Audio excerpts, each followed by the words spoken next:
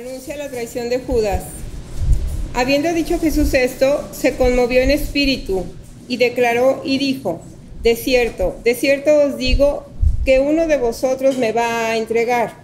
Entonces los discípulos se miraban unos a otros, dudando de quién hablaba. Y uno de sus discípulos, al cual Jesús amaba, estaba recostado al lado de Jesús.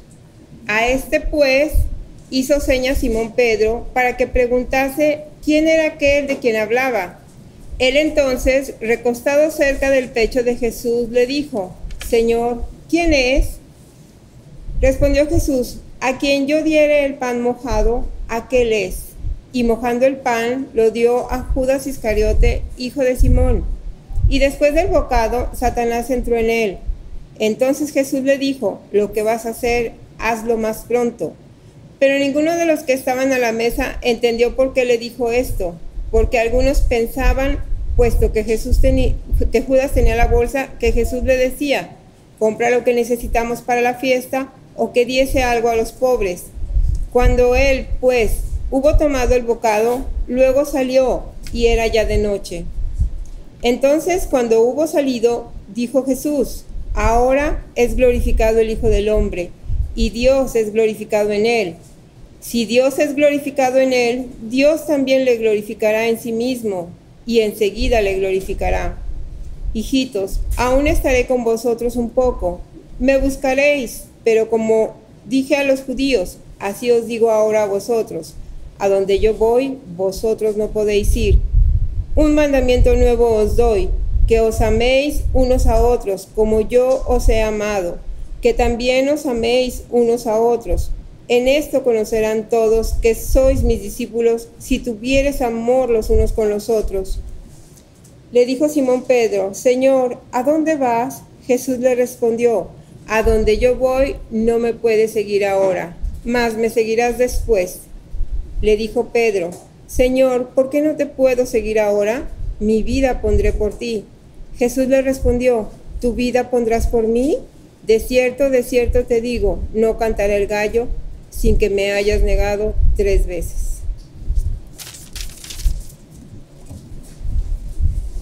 Bien. Todos nosotros tenemos relaciones con personas. Todos nosotros tenemos personas que están colocadas como en nivel de cercanía, ¿no? Hay personas que consideramos muy cercanas a nosotros, hay personas que consideramos amigos o compañeros, pero no son las personas más cercanas a nosotros. Hay personas con las que nos sentimos en la confianza de hablar y decirlo todo, y hay personas con las que no estamos en ese punto, tal vez. ¿Sí?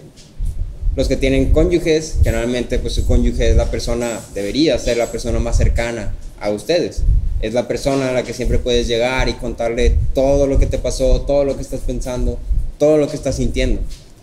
Los que tienen amigos deberían tener esos amigos que son capaces de escuchar, capaces de prestar su oído, de prestar su hombro si es que se necesita llorar. Los que tienen familiares, por lo general, la familia debería ser también este núcleo donde podemos estar en confianza unos con otros.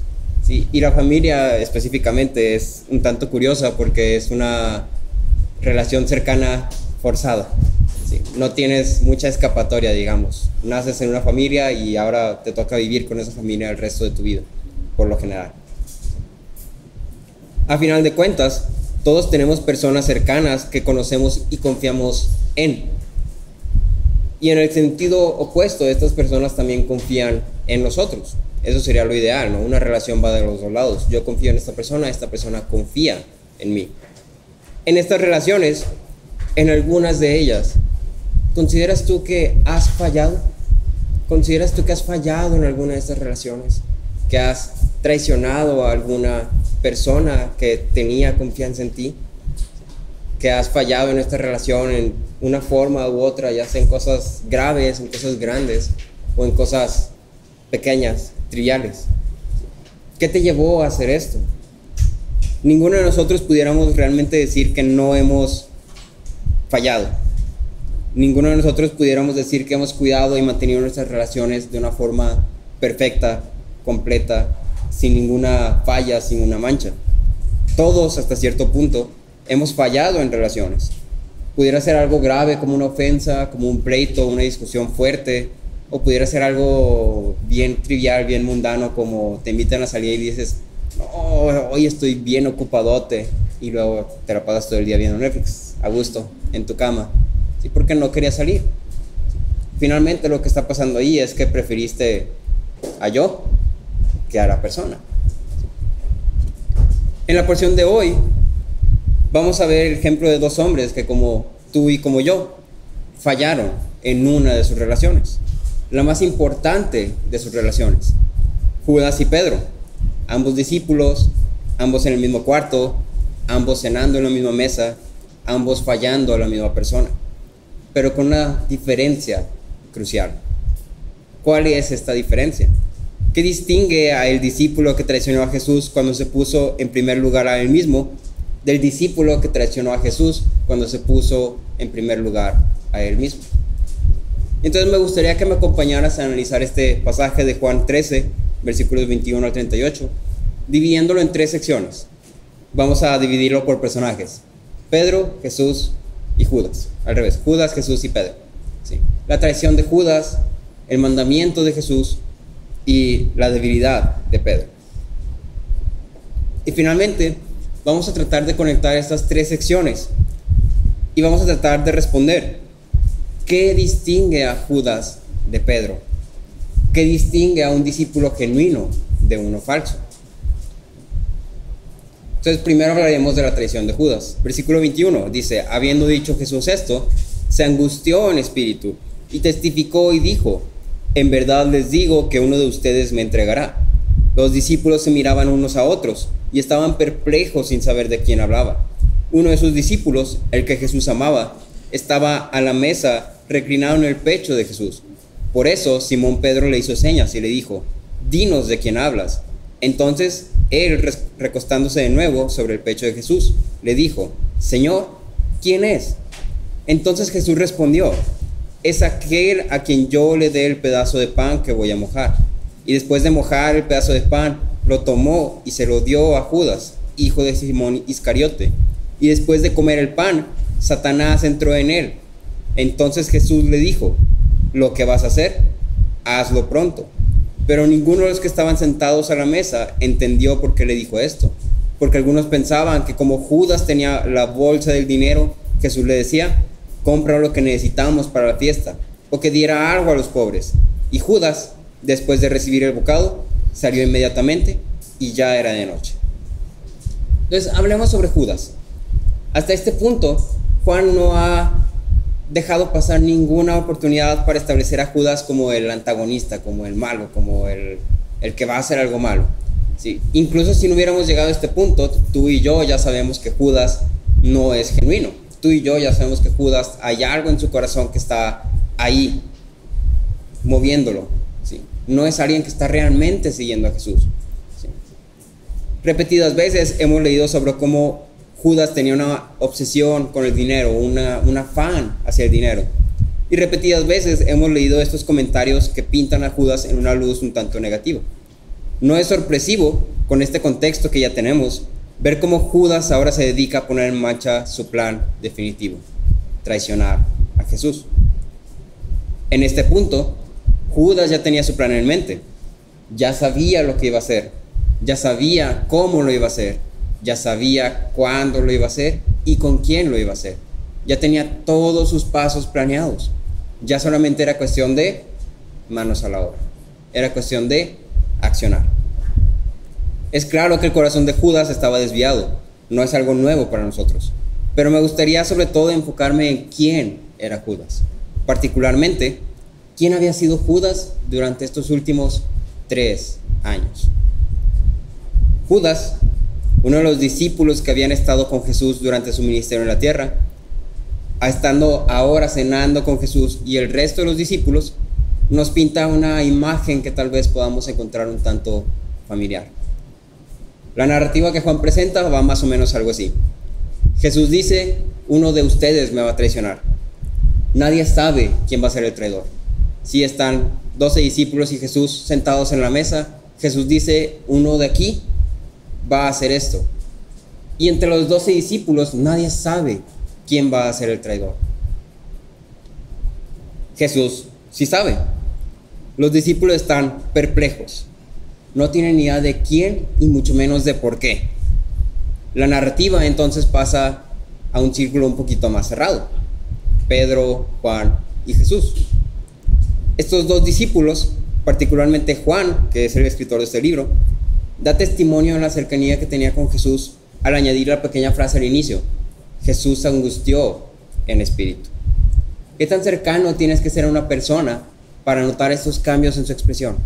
Para notar estos cambios en su lenguaje corporal, para darte cuenta de cuando esta persona hay algo, ¿sí? Está pasándole algo, está un poco triste, está agüitado, está achicopalado, está decaído, ¿sí?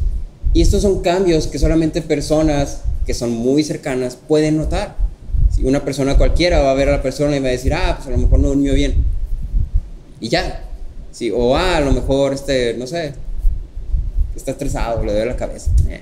Yo lo veo bien, ya sí, déjalo. Pero Juan tenía esta intimidad, esta relación tan cercana con Jesús, que pudo notar esas pequeñas expresiones, estos pequeños cambios en su comportamiento. ¿Sí? Claramente, tanto Juan como Pedro estaban interesados en saber quién era el traidor del que Jesús hablaba. Entonces vamos a hablar ahora un poco de Pedro. Por lo general, siguiendo con el carácter de Pedro, no sería una noticia de primera plana que Pedro comenzara a causar alboroto. Así que Pedro comenzara a tirar balazos a todos lados y golpes y manotazos y ¿quién va a ser? ¿Quién va a traicionar a Jesús? ¿Qué les pasa? ¿Cuál de todos ustedes es la rata? ¿Quién es el topo? Para sacarlo una vez. No nos hubiera sorprendido. Realmente no nos hubiera sorprendido. Pero tal era la seriedad del asunto, tal era la perplejidad de los discípulos, tal era la tensión que estaba en el cuarto en ese momento, que Pedro, por una vez, mostró discreción. ¿Pedro? ¿Quién lo diría? ¿Sí? Entonces imagínate la situación un poco. Pedro está sentado cruzando la mesa, ¿no? Está Jesús allá al frente y está Juan ahí sentado al lado de Jesús, reclinado junto con él. Y entonces este círculo de tres, mientras los demás están ahí rodeando a la mesa, Pedro hace una pequeña señal.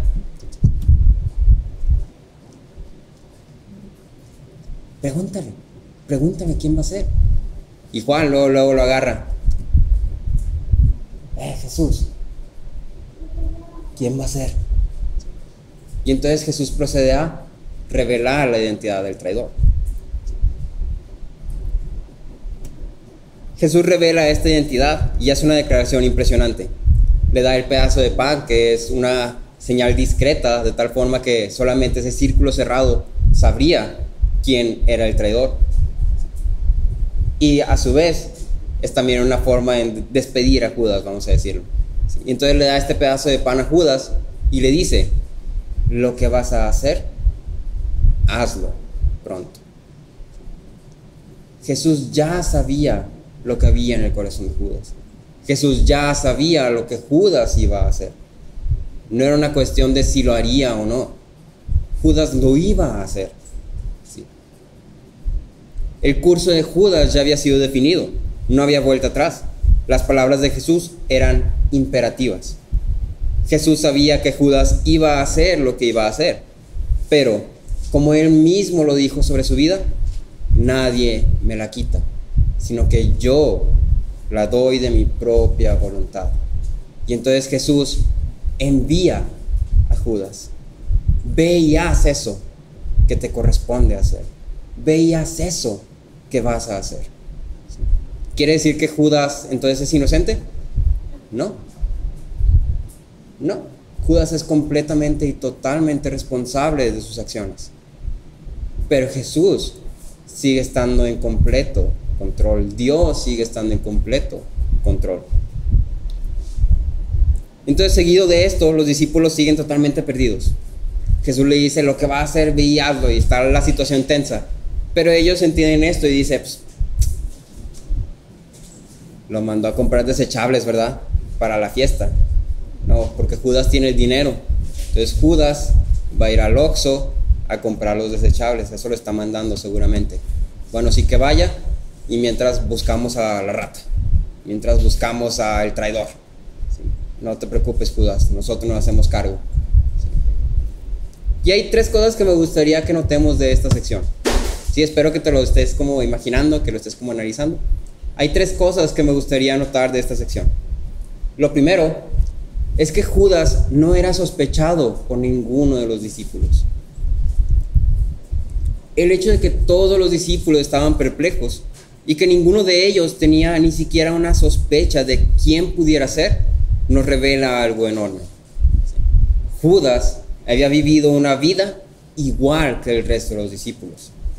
Al menos había fingido una vida igual que el resto de los discípulos.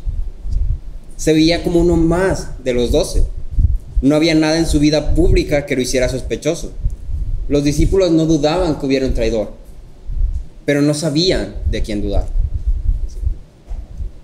Siendo 12 personas que estuvieron juntas durante 3 años, nunca sospecharon ni se dieron cuenta de las obras de Judas. Y entonces te levantó la pregunta: ¿tú te hubieras dado cuenta? ¿Te has dado cuenta de algún Judas? Cualquiera puede parecer un discípulo, no cualquiera lo es. Y Judas es un ejemplo evidente de que cualquiera puede parecer un discípulo. Segundo, Judas fue discipulado como todos los demás. Él era un discípulo a final de cuentas. Al igual que el resto de los 12, Judas había escuchado las palabras de Jesús una y otra vez. No era nuevo en cuestiones de conocimiento y de fe. Todo lo que en ese momento Pedro y Juan sabían, Judas también lo sabía. Su conocimiento no era lo que lo distinguía.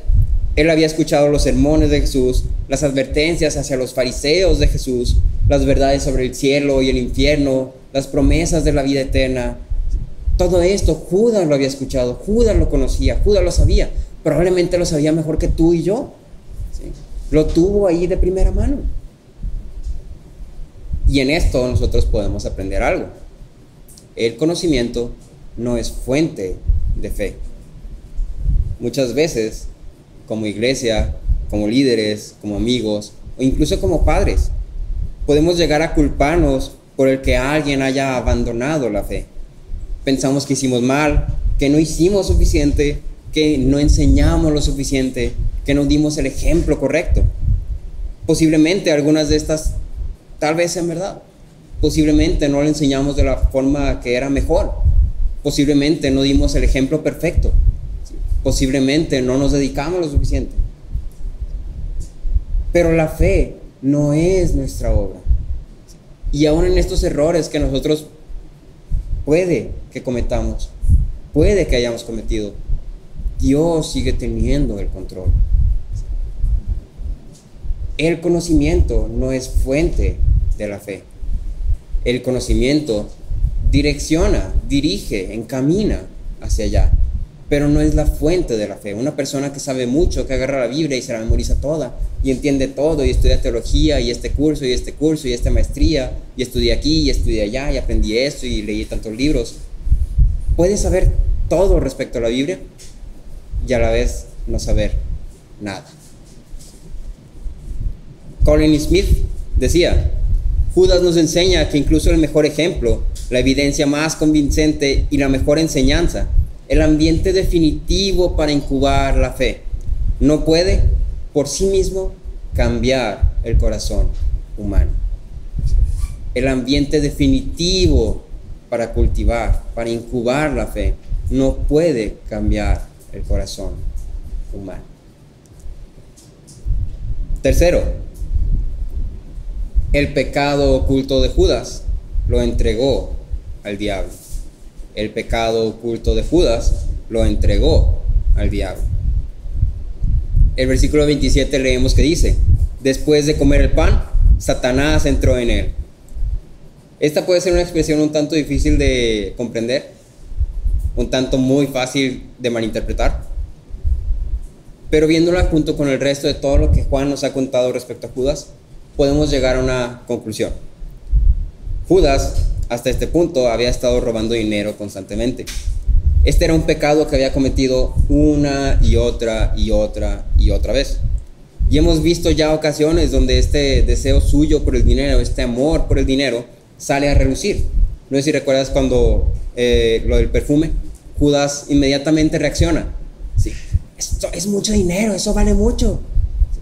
Lo primero que se viene a la mente de Judas es dinero, dinero, dinero, dinero. ¿Por qué? Porque su corazón está puesto en dinero, dinero, dinero. ¿Sí?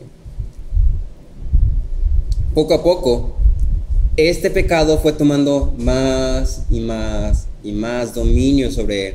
Y poco a poco, Judas fue haciéndose más y más vulnerable.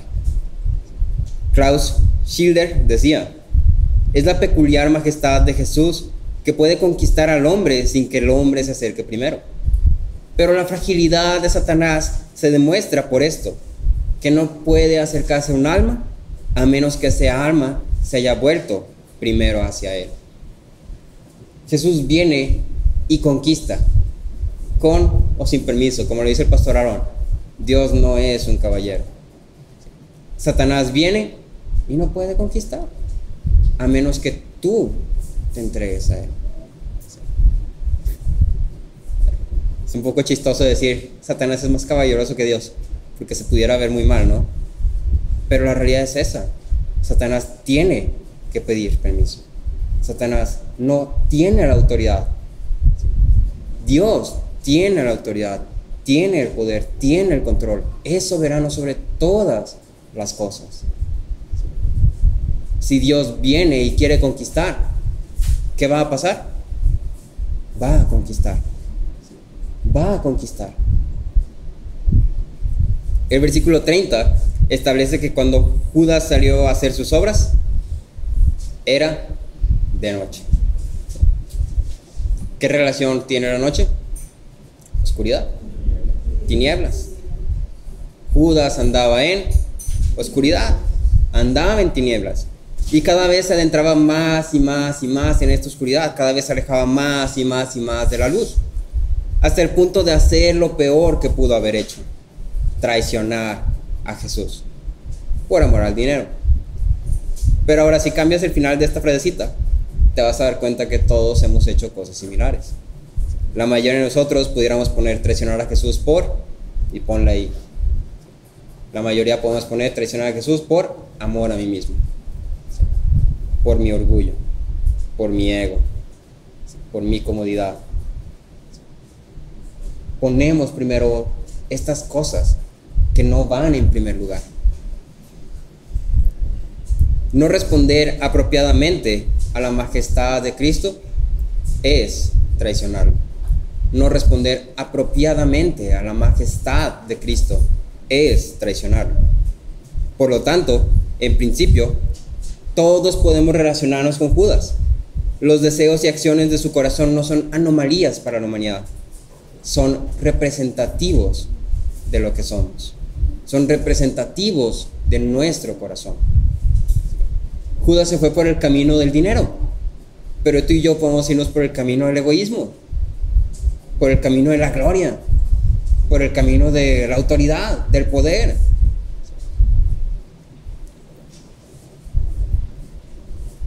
Ahora hablemos de Jesús, del mandamiento de Jesús.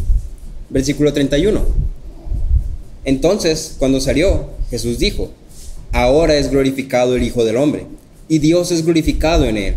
Si Dios es glorificado en él, Dios también lo glorificará en él mismo, y lo glorificará enseguida. Hijitos, estaré con ustedes un poco más de tiempo.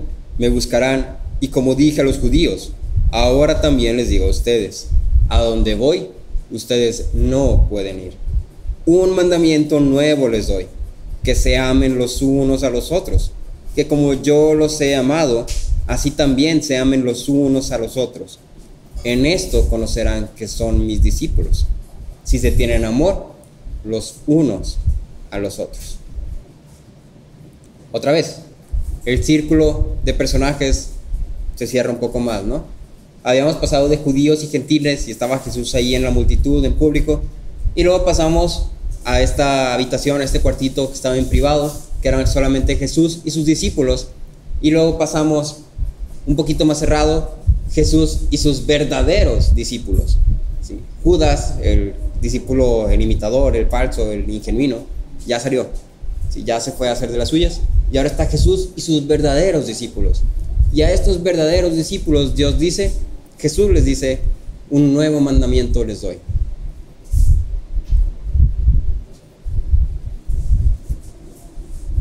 A estos discípulos, a estos verdaderos discípulos, ahora Jesús habla de ellos, de la glorificación, de la crucifixión.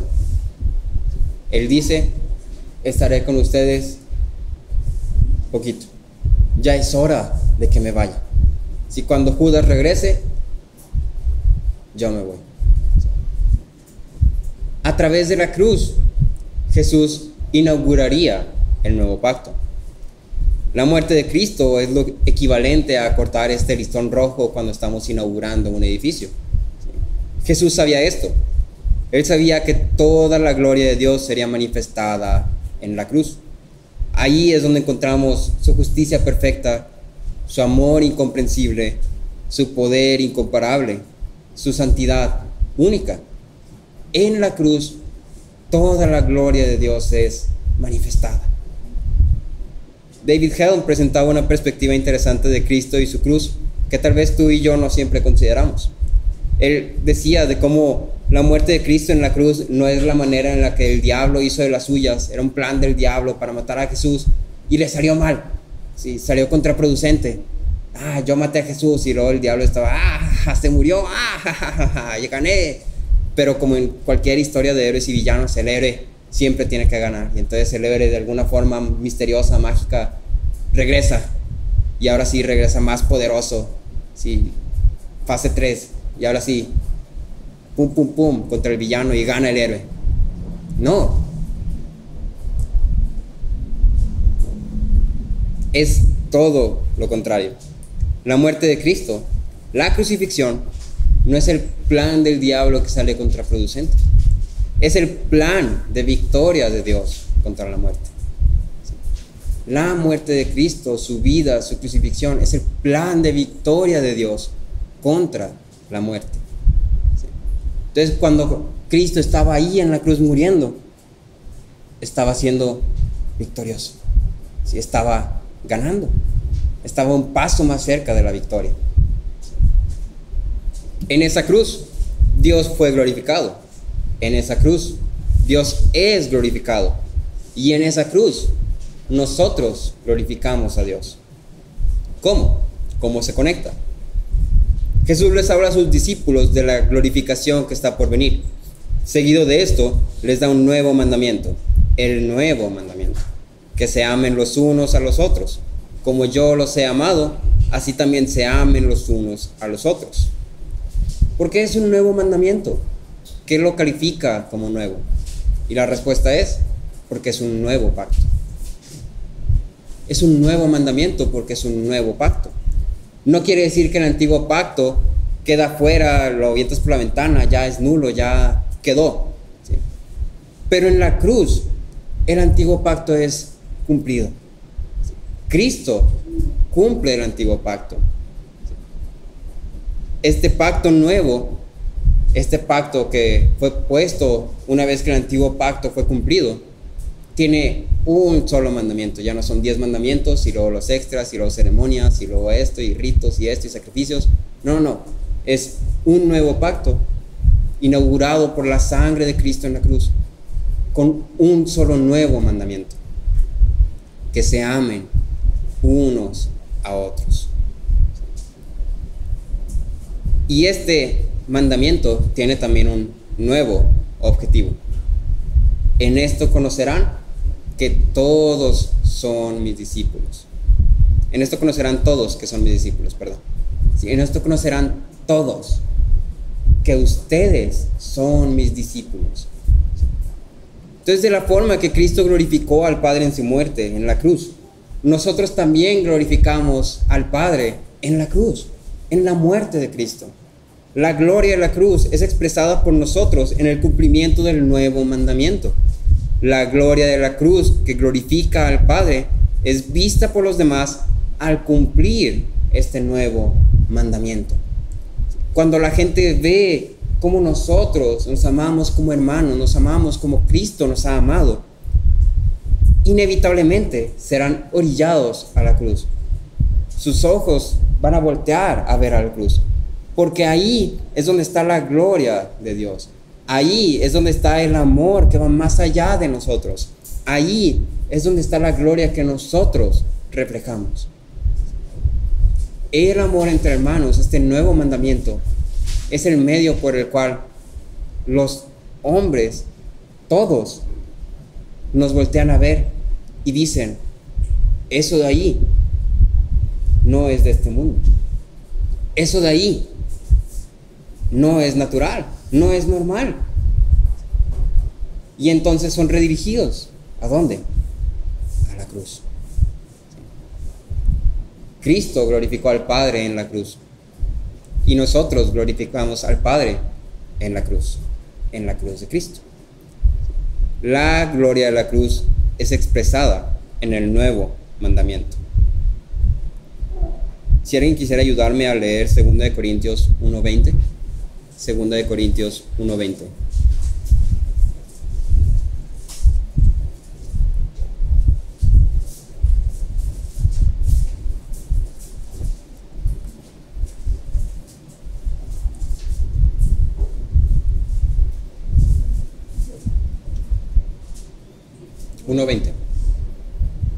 Porque todas las promesas de Dios son en él sí y en él amén, por medio de nosotros para la gloria de Dios. Muchas gracias. En esta versión que yo tengo dice: por eso también por medio de él, en nuestro amén, para la gloria de Dios, por medio de nosotros. Entonces, por medio de nosotros, para la gloria de Dios, que es por medio de Cristo. Entonces hace como un triangulito, ¿no? Hace como unos puntitos. Por medio de nosotros, para la gloria de Dios, por medio de Cristo. ¿Sí? Nosotros glorificamos al Padre al apuntar a Cristo, que glorifica al Padre. ¿Sí? Y ahora hablemos, por último, de la debilidad de Pedro. Versículo 36.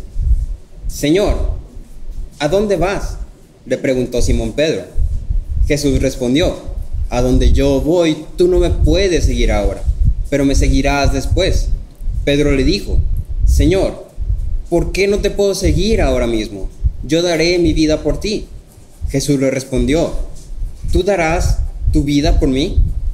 En verdad te digo, que no cantará el gallo sin que antes me hayas negado 3 veces. Nuevamente, Pedro nos brinda la oportunidad de aprender más de Jesús por medio de sus respuestas y preguntas. Tal vez tengamos esta opinión de Pedro como el impaciente, o el temerario, o el imprudente, o no que le quieras decir, ¿no? Pero vamos a ser sinceros, si no fuera así, si no fuera tan hablador, tan respondón, tan preguntón, no sabríamos muchas de estas cosas, no tendríamos todo esto para estudiar. ¿Sí?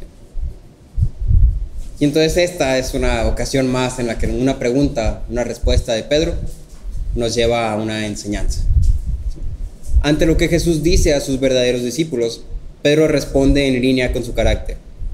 Si tuviéramos que definir una característica, una cualidad de Pedro a lo largo del Evangelio de Juan, pudiéramos decir lealtad, devoción.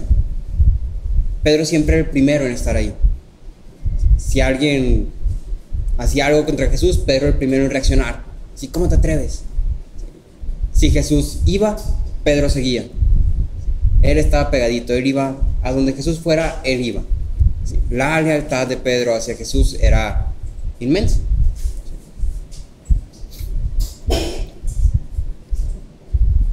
Esta lealtad es expresada en sus palabras: yo daré mi vida por ti. Y hay algo de paralelismo entre la respuesta de Jesús a Pedro y a Judas.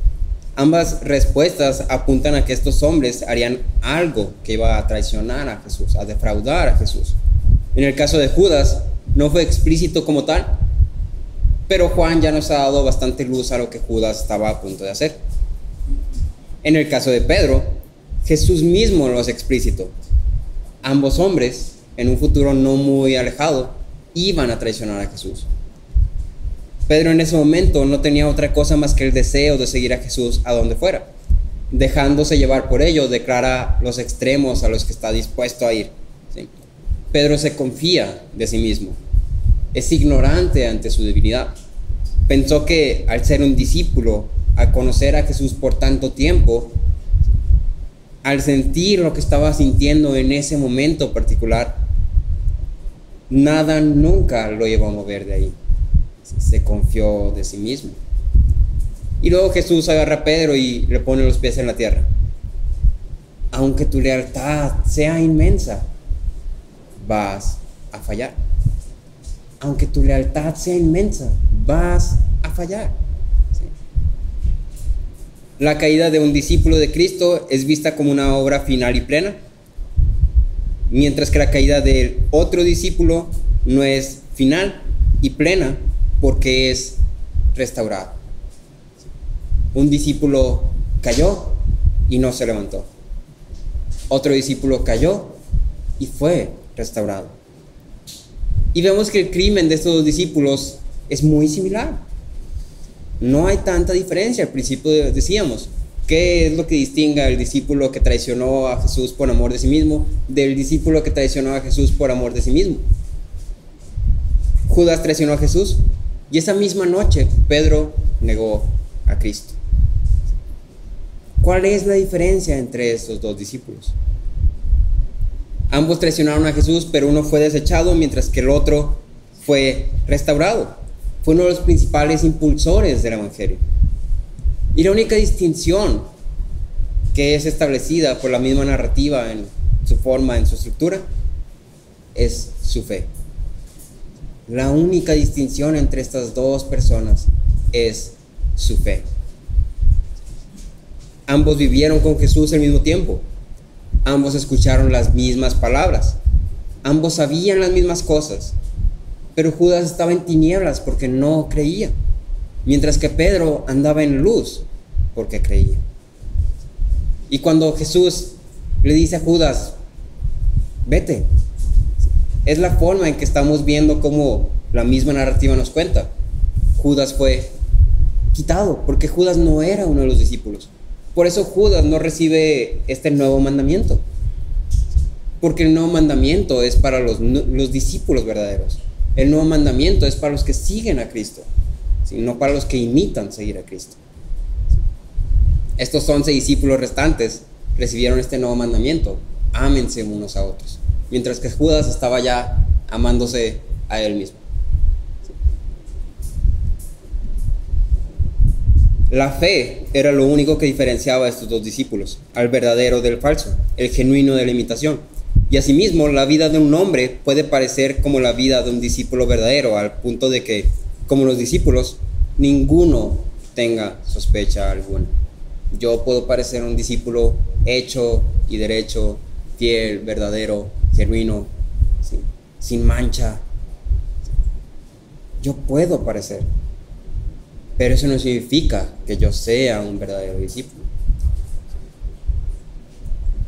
Tarde o temprano, la fe se va a manifestar o se va a manifestar ausente. Tarde o temprano, la fe va a salir o simplemente no va a estar. Y cuando eso pase, te darás cuenta. Este es un verdadero discípulo. Este es un imitador.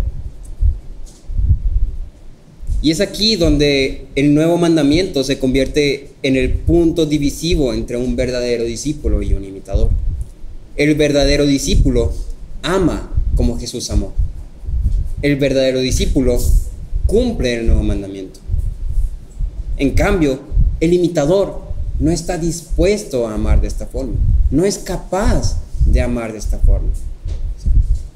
Judas, por su incredulidad, se amó solamente a él mismo al entregar a Jesús y abandonar a sus compañeros.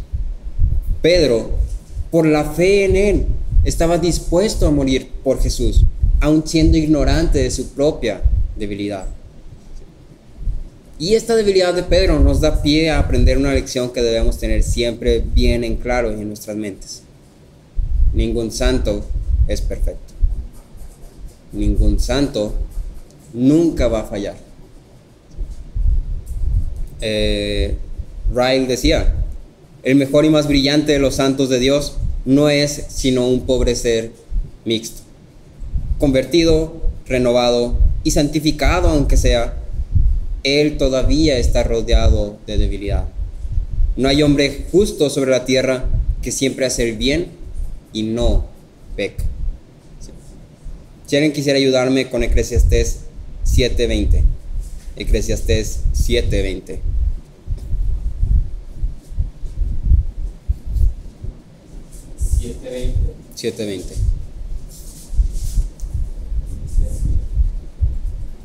Ciertamente no hay hombre justo en la tierra que haga el bien y nunca peque. Gracias. Clarísimo, ¿no? Claro como el agua.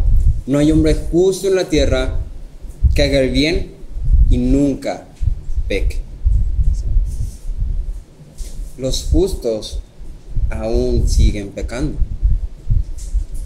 Todos nosotros, tarde o temprano, traicionaremos a Jesús. Ya lo hemos hecho. Aun cuando más firmes parezcamos, aun cuando más lealtad demostremos, seguimos siendo hombres corrompidos por el pecado. Todo pecado es traición a Dios. Todo pecado traiciona a Cristo, de la forma que Judas y Pedro lo hicieron. Todos pecamos. Todos traicionamos a Dios. Pero hay esperanza. En la cruz encontramos esperanza. En la cruz encontramos misericordia. En la cruz encontramos perdón. Fallar es imposible para nosotros. La pregunta aquí es, ¿somos como Pedro o somos como Judas?